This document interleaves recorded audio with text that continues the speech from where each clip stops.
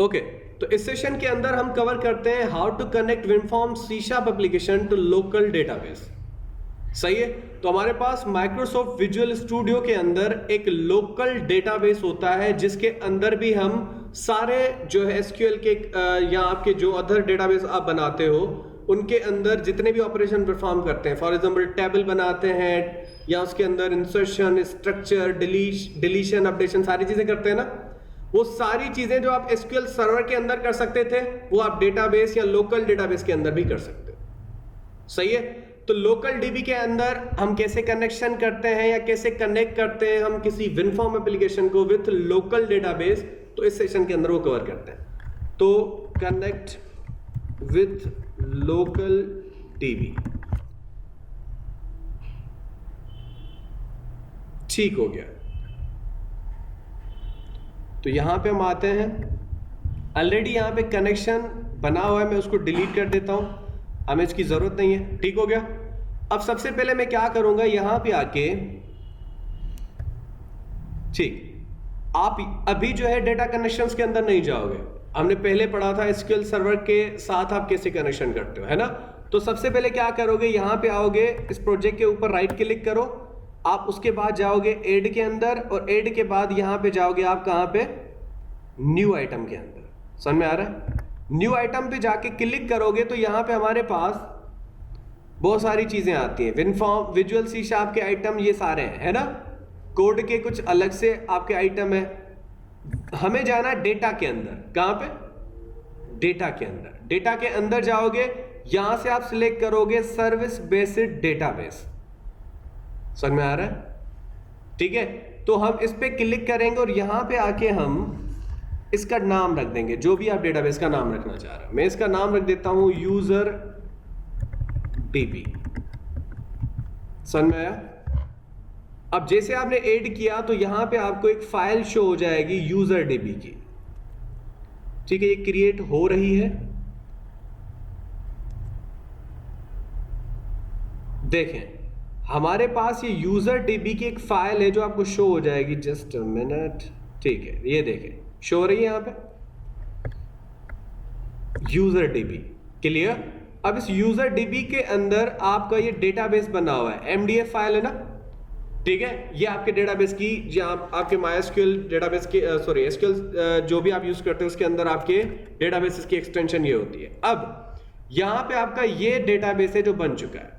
मैं यहां पे आके इसको रिफ्रेश करता हूं और आप इस जो है ट्रिगर पे क्लिक कर दें तो आपके सारे टेबल्स के अकॉर्डिंग जो भी ऑपरेशन है आपको शो हो जाएंगे, या डेटाबेस के अकॉर्डिंग। तो जैसे हमारे पास एसक्यूएल सर्वर के अंदर या मायस्क्यूएल के अंदर टेबल्स के ऊपर व्यूज, स्टोर प्रोसीजर, फंक्शन, ये सारी चीजें बना सकते हैं ना, तो एज इट इज आप यहां पे बना सकते हो। तो अभी आपको टेबल बनाना है तो यहां पे तो और भी इजी है, वहां से राइट क्लिक करो, ऐड न्यू टेबल में जाओ, और यहां पे आप जैसे इस ऐड न्यू टेबल पे क्लिक करते हो तो आप अपनी टेबल यहां पे क्रिएट कर सकते हो। ये देखिए, जैसे क्रिएट टेबल, ये सारी चीजें होती है ना, ये क्यूरी इसने लिख के दे दी है। आपको टेबल की जगह पे अपना टेबल का नाम देना है। मैं टेबल का नाम दे देता हूं स्टूडेंट। सही है। और इसने एक कॉलम बना के दिया है आईडी के नाम से, और ये इंटीजर टाइप का कॉलम है, और इसके अंदर नल वैल्यूज अलाउ नहीं है, नॉट नल है, और ये प्राइमरी की का कॉलम है, यानी कि डुप्लीकेशन वैल्यूज अलाउ नहीं होंगी, ना नल वैल्यूज इंसर्ट होंगी ना डुप्लीकेट, क्योंकि प्राइमरी की है। और हम इसको आइडेंटिटी भी कर देते हैं ताकि इसके अंदर ऑटो इंक्रीमेंट होती रहे। सही है, कि ये वाला कॉलम हम खुद इंसर्ट नहीं करेंगे, ऑटोमेटिक क्या होता रहे, इंक्रीमेंट होती रहे। तो इसके अंदर भी हम एक दूसरा कॉलम बना लेंगे जिसके अंदर हम वैल्यूज इंसर्ट करेंगे। मैं स्टूडेंट का नेम लिख देता हूं, और ये भी हमारे पास वर्चार टाइप का होगा, और इसके अंदर लेंथ जो होगी 40 कैरेक्टर्स की होगी, और ये भी नॉट नल, यानी इसके अंदर भी आप सिर्फ वैल्यूज इंसर्ट करोगे, नॉट नल, यानी कि नल वैल्यूज अलाउ नहीं है। समझ में आया। ठीक है। तो ये थे हमारे पास दो कॉलम, और ये करने के बाद आपको यहां पे आके अपडेट कर देना है, क्योंकि हमें सिर्फ लोकल डेटाबेस के साथ कनेक्शन करना है। तो मैंने एक ही कॉलम बनाया है जिसके अंदर हम इंसर्शन करके चेक कर लेंगे, और यहां से आके आपको अपडेट डेटाबेस पे क्लिक कर देना है। जैसे आप अपडेट डेटाबेस पे क्लिक करते हो, अब टेबल्स पे क्लिक करो, राइट क्लिक करके रिफ्रेश कर लो यहां से, तो आपको एक टेबल शो हो जाएगी जो आपने बनाई।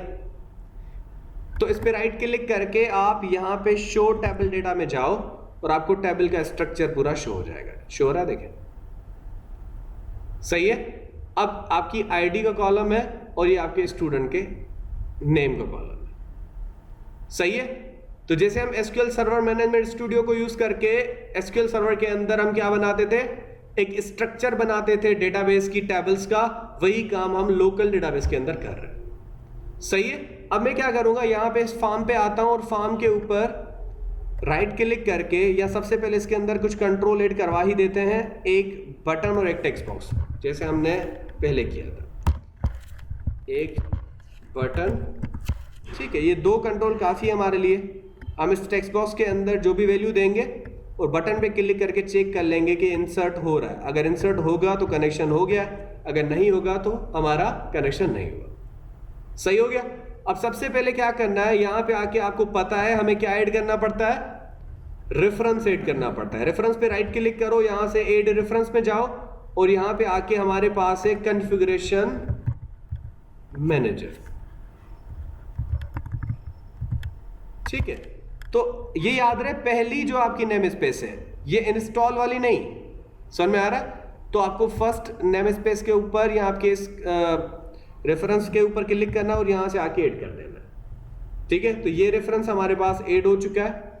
उसके बाद आप कहां पे जाएंगे, app.config के अंदर, और app.config के अंदर एज इट इज हम कनेक्शन स्ट्रिंग बनाएंगे जैसे हमने प्रीवियस लेक्चर के अंदर बनाई थी। तो सबसे पहले कनेक्शन स्ट्रिंग, ये आपके XML का टैग है और इसी का एक चाइल्ड टैग है ऐड, और इसी के अंदर आपकी तीन चीजें देनी पड़ती हैं। सबसे पहले नेम, ठीक, नेम के बाद हम क्या देते हैं यहाँ पे, कनेक्शन स्ट्रिंग, और उसके बाद हम देते हैं प्रोवाइडर नेम।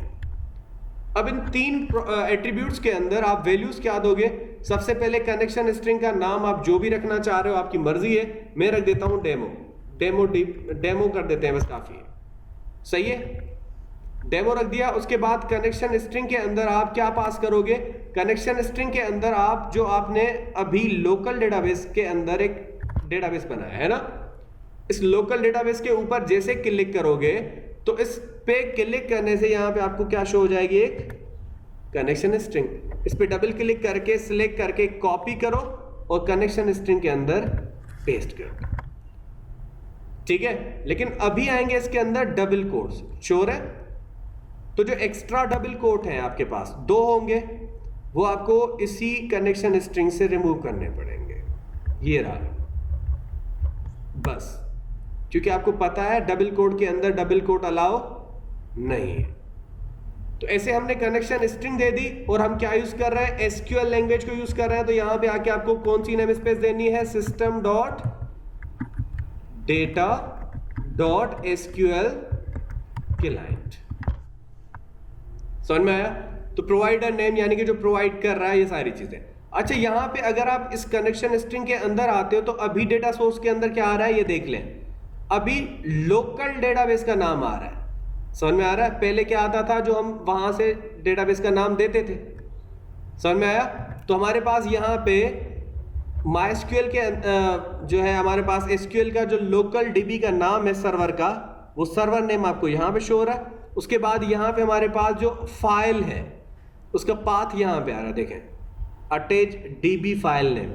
ये आपका सारा फाइल जो आपने बनाया ना यहाँ पे, ये userdb.mdf, ये फाइल कहाँ पड़ी है उसका पूरा पाथ है इसके अंदर, समझ में आ रहा है, ठीक है। तो आपका वो यहाँ पे बता रहा है यूजर्स के अंदर, पावर के अंदर, डॉक्यूमेंट्स के अंदर, विजुअल स्टूडियो 2015 के अंदर प्रोजेक्ट्स हैं, उसी के अंदर जो आपकी एप्लीकेशन है उसी का आपका यहाँ पे क्या है, userdb.mdf है। कुछ समझ में आ रहा है। अब इसका फायदा क्या है, जब भी एप्लीकेशन मूव करोगे ये फाइल उसी एप्लीकेशन के अंदर होगी, सही है। लोकल डेटाबेस के साथ अगर कनेक्शन करते हो तो क्या होता है पता है, फायदा क्या है, कि आपको सिर्फ आपकी इसी एप्लीकेशन को उठा लेना है। यानी कि जब भी इसको लेके जाके किसी और लैपटॉप वगैरह पे चलाना है ना, तो राइट क्लिक करो यहाँ पे एप्लीकेशन पे और यहाँ पे आके ओपन इन फोल्डर और फाइल एक्सप्लोरर, यहाँ पे आप आते हो तो यहाँ पे आपके सारे फाइल पड़े हैं, बस इस एप्लीकेशन को कॉपी करके जहां पे जाके चलाना हो चला दो, सही है। कभी कभार कनेक्शन स्ट्रिंग चेंज हो जाती है तो कनेक्शन स्ट्रिंग फिर से कॉपी करके पेस्ट कर लिया करो, तो कोई एरर नहीं आएगा। अगर आप एसक्यूएल सर्वर की बात करते हो तो उसमें क्या करना पड़ेगा, एसक्यूएल सर्वर से अलग से डेटाबेस को एक्सपोर्ट करना पड़ेगा, यानी वो डेटाबेस वाली फाइल भी उठानी है अलग से। सही है। सपोज मैं इस सिस्टम से ये एप्लीकेशन और वो डेटाबेस जो एसक्यूएल सर्वर के अंदर बना हुआ है ये लेके जाके किसी दूसरे सिस्टम पे चलाना चाह रहा हूं, तो मुझे ये एप्लीकेशन अलग से उठानी पड़ेगी और आपका एसक्यूएल सर्वर से वो जो एसक्यूएल का डेटाबेस बनाया ना आपने, उसका अलग से एक्सपोर्ट यानी एक फाइल उठानी पड़ेगी अलग से। वो फिर वहां पे जाके एसक्यूएल सर्वर पे क्या करनी पड़ेगी, इंपोर्ट करनी पड़ेगी, फिर से कनेक्शन को बनाना पड़ेगा और ये सारी चीजें करनी पड़ेंगी। लेकिन अगर लोकल डेटाबेस है, सही है, तो सिर्फ ज्यादा से ज्यादा कभी कभार हमें कनेक्शन स्ट्रिंग चेंज करनी पड़ती है और कुछ भी नहीं करना पड़ता हमें। समझ में आया? तो लोकल डेटाबेस का ये फायदा है कि हमें यही सारी चीजें या सारे आपके जो है, इवन कोई इंस्टॉलेशन नहीं है। अगर लोकल डेटाबेस आप यूज कर रहे हो तो लोकल डेटाबेस के अंदर आपको एसक्यूएल सर्वर या आपको एसक्यूएल सर्वर मैनेजमेंट स्टूडियो को इंस्टॉल करने की जरूरत नहीं है। समझ में आया? अब यहां पे आते हैं हम app.config के अंदर हमें इतनी सी ही चेंजिंग करनी थी। उसके बाद हम आएंगे फार्म 1 के डिजाइन के ऊपर राइट क्लिक करेंगे और यहां पे व्यू कोड के अंदर जाएंगे। सबसे पहले क्या इंपोर्ट करवाएंगे हम, यूजिंग सिस्टम डॉट, ठीक है, कॉन्फ़िगरेशन। ये आपने इंपोर्ट करवा दी एक नेम स्पेस। दूसरी हमें नेम स्पेस इंपोर्ट करवानी है using system dot data dot SQL client. समझ में आया? तो वैसे तो 3 रिक्वायर होती हैं, लेकिन हमारे पास SQL system using system dot data की नेम स्पेस ऑलरेडी होती है, ठीक है। तो हमें सिर्फ 2 और देनी होती हैं, कॉन्फ़िगरेशन की नेम स्पेस और आपके इस एसक्यूएल क्लाइंट की। समझ में आया? उसके बाद मैं यहां पे आता हूं और इस बटन के क्लिक पे जो है इसको चेक कर लेंगे। सही हो गया। मैं यहां पे आके सबसे पहले क्या करूंगा, स्ट्रिंग का वेरिएबल बनाऊंगा और इसी के अंदर हम कॉन्फ़िगरेशन मैनेजर को कॉल कर लेंगे, configuration manager dot connection strings. और इसके अंदर नाम क्या था कनेक्शन स्ट्रिंग का, app.config के अंदर जाओ, वहां पे हमने नाम क्या रखा है इसका, डेमो रखा है। जो भी आप रखेंगे वही आपको कहां पे देना है, वो आपको यहां पे देना पड़ेगा। सही है। और उसके बाद आपने यहां पे डॉट लगा के कनेक्शन स्ट्रिंग लगाना। समझ में आया? बाकी एज इट इज सिनेरियो है जो हमने प्रीवियस जो है लेक्चर के अंदर किया है। तो यहां पे आके क्या करना पड़ेगा, फिर एसक्यूएल कनेक्शन को आपको जो है क्लास कॉल करना है, CONN is equal to new SQL connection, और इसके अंदर आपकी यही कनेक्शन स्ट्रिंग पास कर देंगे कि जब भी एसक्यूएल के साथ कनेक्शन हो, इसी कनेक्शन स्ट्रिंग के साथ हो जिसके अंदर पूरी कॉन्फ़िगरेशन और पूरा पाथ है उस डेटाबेस का। समझ में आया? जिसके साथ हम कनेक्शन करने वाले हैं इस एप्लीकेशन का। क्लियर? उसके बाद आपको क्या करना है, यहां पे आके हमें एक एसक्यूएल की कमांड भी बनानी है। तो उसके लिए भी एक क्लास है SQL command cmd is equal to new SQL command, और यहां पे आके आपने ये कर देना है। और इसी का हमारे पास एक इंस्टेंस होता है जिसको हम कहते हैं cmd डॉट कनेक्शन, और इस कनेक्शन को हमें देना पड़ेगा क्या, वही डेटाबेस का जो आपका ऑब्जेक्ट है, कनेक्शन का ऑब्जेक्ट। क्लियर है?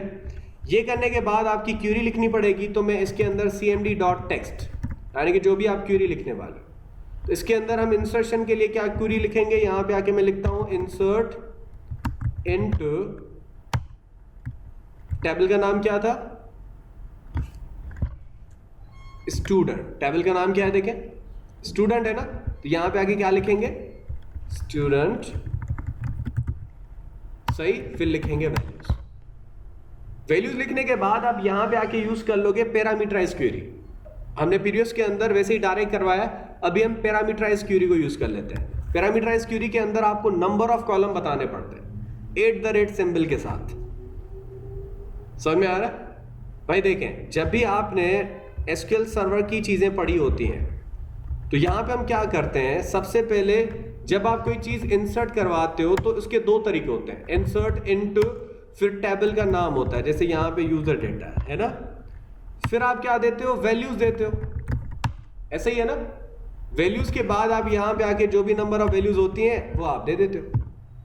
लेकिन कभी कभार हम क्या करते हैं, हमारा एक दूसरा वे होता है कि इंसर्ट इनटू, फिर जो भी आपकी टेबल का नाम है वो देते हैं और फिर कॉलम के नाम देते हैं। क्या देते हैं? कॉलम्स के नाम, कि स्टूडेंट नेम के कॉलम के अंदर क्या इंसर्ट करनी है, वैल्यूज इंसर्ट करनी है। ऐसे कुछ सिनेरियो होता है ना? क्यों? क्योंकि इसके अंदर हम सीक्वेंस बताते हैं अपने कॉलम्स की, ऑर्डर बताते हैं कि अगर 10 कॉलम है और 10 कॉलम्स के अंदर पहले कौन से कॉलम के अंदर वैल्यू जाएगी और बाद में कौन से कॉलम के अंदर वैल्यू जाएगी। सही है? तो आपका यहां पे इस सिनेरियो के अंदर अगर आप यहां पे कंसीडर करो तो as it is parameterised query के अंदर पहले हम, अब ये गलती हो सकती है कि कॉलम का नेम हम सही दें या गलत दें, ऐसे होता है ना। अब यहां पे तो स्पेसिफिक स्टूडेंट नेम ही लिखना है, लेकिन अगर आप पैरामीटराइज्ड क्वेरी यूज करते हो तो उसके अंदर ये फायदा है कि आप @ सिंबल देके कुछ भी नाम लिख दें, वो ऑटोमेटिक उस कॉलम को उठा लेगा। समझ में आ रहा है? कुछ भी नाम, फॉर एग्जांपल वहां पे स्टूडेंट नेम है ना डेटाबेस की टेबल के अंदर नाम, तो मैं यहां पे लिख देता हूं सिर्फ नेम। समझ में आया? तो ऑटोमेटिक उसी आपके स्टूडेंट नेम के अंदर ऑटोमेटिक क्या हो जाएगा, वैल्यू इंसर्ट कर लेगा। यानी कि नेमिंग इशू नहीं होगा। वहां पे अगर कोई और नाम है, यहां पे कोई और नाम है, तो कोई इशू नहीं है, वरना आपको एग्जैक्ट नाम ही लिखना पड़ेगा। सही है? तो बजाय बार बार बैठ के देखने के कि भाई वहां पे नाम टेबल के अंदर क्या है फिर यहां पे देने के, बेहतर है आप पैरामीटराइज्ड क्वेरी यूज कर लो। उसके बाद यहां पे आके क्या करते हैं, यहां पे आके cmd dot add value,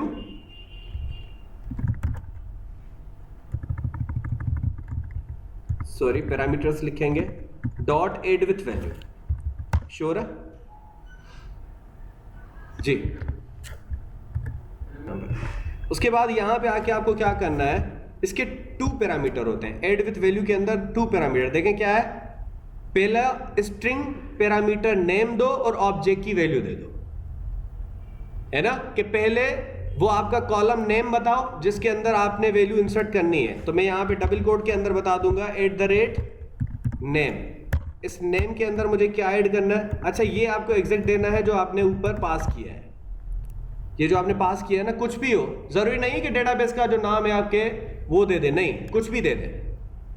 database की टेबल के अंदर कॉलम का नाम कुछ भी है, ठीक है, आप यहां पे अपनी मर्जी से कोई भी नाम दे सकते हैं पैरामीटराइज्ड क्वेरी के अंदर, वही आपको यहां पास करना है, कामा देके यहां पे आपकी वैल्यू पास कर देनी है। तो इसके अंदर मैं वैल्यू कहां से लाऊंगा, टेक्स्ट बॉक्स 1 से।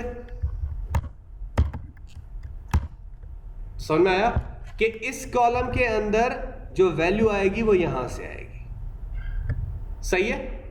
क्लियर हो गया? अगर मेरे पास दूसरे भी कॉलम होते तो एज इट इज मुझे नीचे यहां पे देने पड़ते कि cmd parameters add with value, फिर दूसरे पैरामीटर का नाम और यहां पे उस दूसरे टेक्स्ट बॉक्स का नाम। समझ में आया?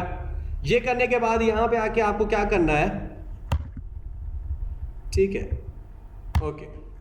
तो अब यहां पे हम आते हैं और ठीक, उसके बाद हम क्या करने वाले, यहां पे आके हम कनेक्शन को ओपन करेंगे, डॉट ओपन, और कनेक्शन ओपन करने के बाद कनेक्शन को क्लोज भी करना है,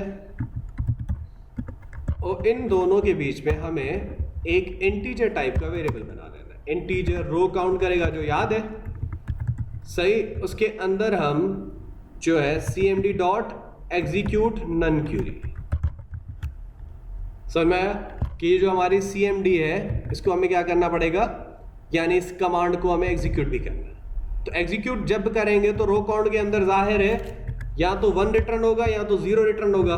तो if row count is greater than 0, यानी कि एक रिकॉर्ड इंसर्ट हो भी जाता है, तो हमें ये मैसेज शो करवा देगा, कौन सा, डॉट शो कि डेटा इंसर्टेड सक्सेसफुली।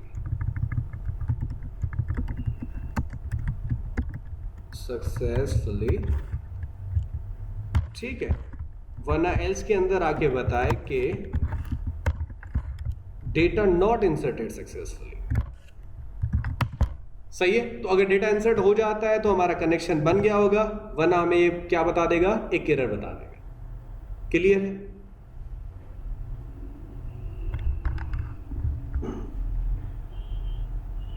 ठीक है, यहां पे आके मैं वैल्यू दे देता हूं, कुछ भी वैल्यू दे दें, फॉर एग्जांपल मैं अली दे देता हूं और बटन पे क्लिक करता हूं। Data inserted successfully. अब मैं यहां पे आता हूं अपने इस लोकल डेटाबेस की टेबल के अंदर, ठीक है, और इसके वैल्यूज में आते हैं। अभी इसमें कोई भी वैल्यू नहीं है, इसको रिफ्रेश करते हैं।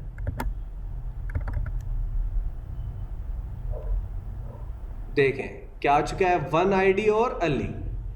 आईडी ऑटो इंक्रीमेंट है और अली हमने कहां से भेजा है, ठीक है, एज इट इज फिर से मैं एप्लीकेशन से वैल्यू ऐड करवाता हूं,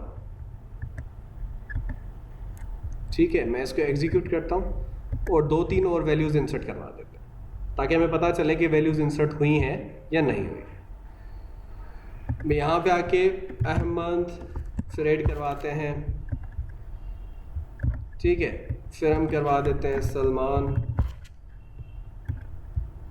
ठीक है, फिर हम करवा देते हैं अरसलान। ये इंसर्ट हो रही है हमारे पास, और फिर हम करवा देते हैं उस्मान, और हमारे पास हसन, ठीक है। तो मैंने कुछ वैल्यूज इंसर्ट करवा दी हैं। अब मैं यहाँ पे आता हूँ और फिर से इसको रिफ्रेश करके देख लेते हैं। क्या यहाँ से आप जाके राइट क्लिक करके शो डेटा में जाओगे ना, शो टेबल डेटा, सही है, तो रिफ्रेश करके आपको पूरी टेबल की डेटा बता देगा, सही। इसको रिफ्रेश करते हैं, देखें नंबर ऑफ आइटम जो हमने ऐड किए यहाँ पे शो हो रहा है, सही है। और आईडी को हम ऑलवेज ऑटो इंक्रीमेंट रखते हैं, प्राइमरी की रखते हैं, सही है, ताकि इन्हीं आईडीज से फिर हम इन वैल्यूज को गेट कर सकें जब हम फेचिंग करेंगे या अपडेशन करेंगे या डिलीशन करेंगे। क्लियर। तो ये था हमारे पास हाउ टू कनेक्ट और WinForm application with local database in WinForm जो है हमारे पास माइक्रोसॉफ्ट विजुअल स्टूडियो, ठीक है। आई होप ये आपको क्लियर हो गया।